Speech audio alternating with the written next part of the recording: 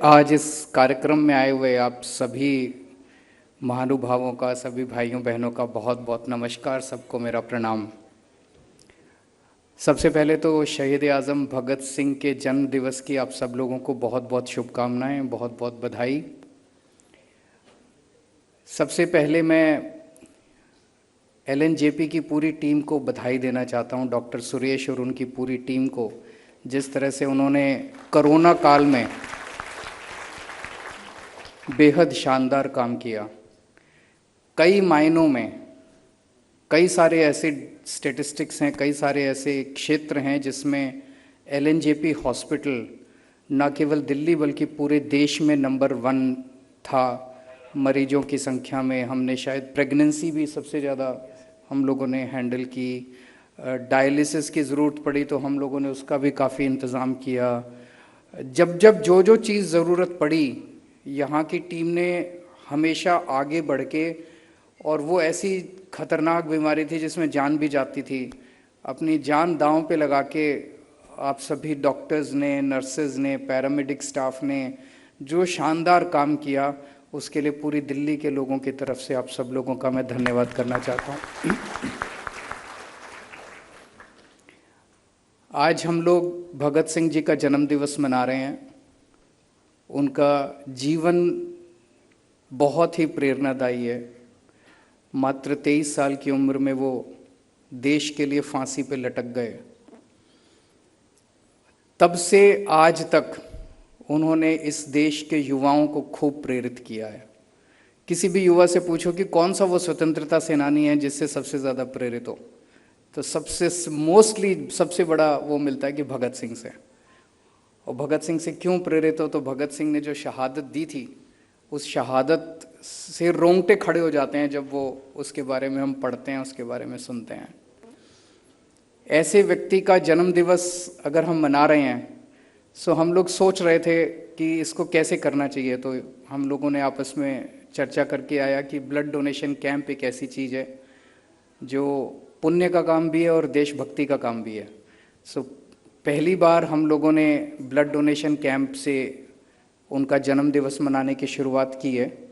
आज जैसे अभी डिप्टी सीएम साहब ने कहा कि 70 जगह पूरी दिल्ली में कैंप लगे हैं, ये एक शुरुआत है। अगले साल से इसको और भव्य तरीके से किया जाएगा। लेकिन आज अभी जब मैं अंदर आ रहा था, डॉक्टर सुरेश कह रहे थे कि काफ़ी उत्साह है लोगों में, बहुत भीड़ लगी हुई है लोगों के रक्तदान करने के लिए। ये बहुत अच्छी बात है। हमने कभी इसको बढ़ावा ही नहीं दिया। अब जब बढ़ावा दे रहे हैं, लोगों से बात कर रहे हैं, तो लोग ऐसा लगता है कि तैयार हैं। बस किसी को एक बार कहने की ज़रूरत है कि यार ब्लड डोनेशन कराओ, तो लोग तैयार है। आदमी तो आम जिंदगी में ज़िंदगी जीते हुए किसी को ध्यान ही नहीं आता कि ब्लड डोनेशन भी करना है। जैसे भी डिप्टी सीएम साहब कह रहे थे कि डेली बेसिस पे 1000, 1200, 1500 लोग ही डोनेट करते हैं, और उनमें से भी कई सारे ऐसे होते हैं जिनके मरीज हैं और डॉक्टर कहता है भाई किसी को 1 यूनिट ब्लड देना पड़ेगा अगर आप इन लोग, तो मोस्टली वो होते हैं। मुझे लगता है इसको एक कल्चर के रूप में कम से कम हम अपनी दिल्ली में शुरू कर सकते हैं कि बड़े स्तर के ऊपर लगातार, आज केवल एक दिन हम ब्लड डोनेशन कर रहे हैं ऐसे नहीं होना चाहिए। इसको अब एक मुहिम की तरह लगातार साल भर ब्लड डोनेशन के लिए हम लोगों को प्रेरित करते रहें, ऐसा हम लोगों को अब कैंपेन चलाना है। दूसरा, जैसा भी डॉक्टर साहब ने बताया कि हर 3 महीने में एक व्यक्ति अपना ब्लड डोनेट कर सकता है, और ब्लड डोनेट करने से 15 मिनट के अंदर आप नॉर्मल हो जाते हैं। 15 मिनट के बाद आप नॉर्मल एक्टिविटी कर सकते हैं, तो कोई कमज़ोरी नहीं आती, कुछ नहीं होती। उल्टे कहा जाता है कि हर 3-3 महीने में कर लो तो ब्लड जो है वो फ्रेश ब्लड बॉडी प्रोड्यूस करती है, वो सेहत के लिए भी अच्छा होता है। सो एक आज 3-3 महीने का मतलब एक आदमी साल में 4 बार कर सकता है। तो हम एक कसम खाएं कि चलो 4 बार करें तो बहुत ही अच्छी बात है। कम से कम 2 बार, हर आदमी साल में 2 बार ब्लड डोनेशन जरूर करे। आज भगत सिंह के जन्म दिवस के अवसर पे हम लोग ये भी एक प्रण लेके जाएं। मैं अभी डॉक्टर साहब से पूछ रहा था, भाई इसके बाद डिप्टी सीएम साहब तो अपना ब्लड डोनेट करने वाले हैं। मैंने इनसे पूछा कि मैं डायबिटिक हूँ, मैं कर सकता हूँ क्या? तो उन्होंने कहा नहीं, आप नहीं कर सकते, मुझे काफ़ी ज़्यादा शुगर रहती है।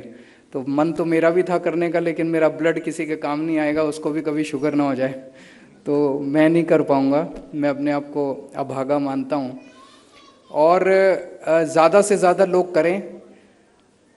आज भगत सिंह जी का जन्म दिवस है।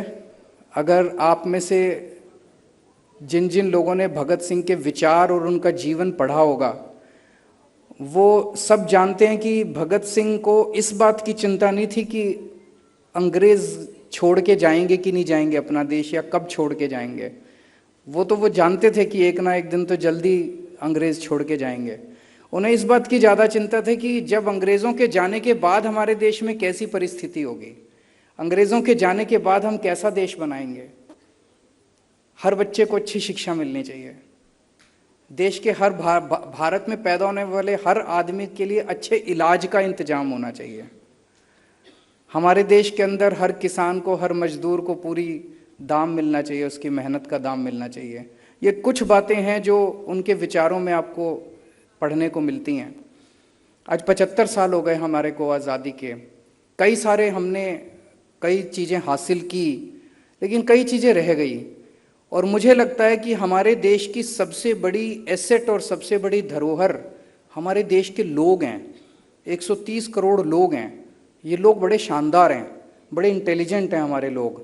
हमारे देश में पोटेंशियल बड़ी है। अगर हम सब लोगों को अच्छी शिक्षा दे दें और सबके लिए इलाज का इंतजाम कर दें, तो 130 करोड़ लोग मिलकर भारत को पता नहीं कहाँ का कहाँ ले जा सकते हैं। सो मेरा दिल कहता है कि